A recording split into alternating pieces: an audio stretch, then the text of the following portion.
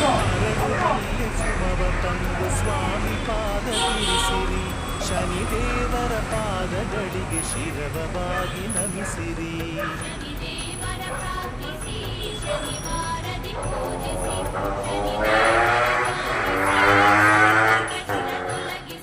ಶ್ರೀ ಛಾಯಾ ಕುವರನಿಗೆ ನೀಲಾಂಬರಿ ಇರಿಸಿರಿ, ಭಕ್ತಿಯಿಂದ ಶನಿದೇವಗೆ ಸೇವೆಗಳ ಮಾಡಿರಿ.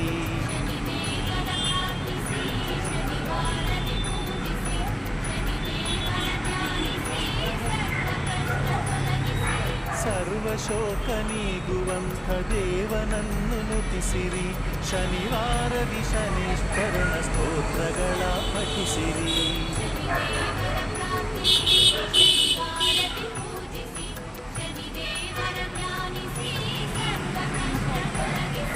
ಗ್ರಹಮಂಡಲ ದೇವನಿಗೆ ಎಳ್ಳ ದೀಪ ಇರಿಸಿರಿ, ಲೋಹದಾನಗೈದು ಸ್ವಾಮಿ ಕರುಣೆಯನ್ನ ಹೊಂದಿರಿ.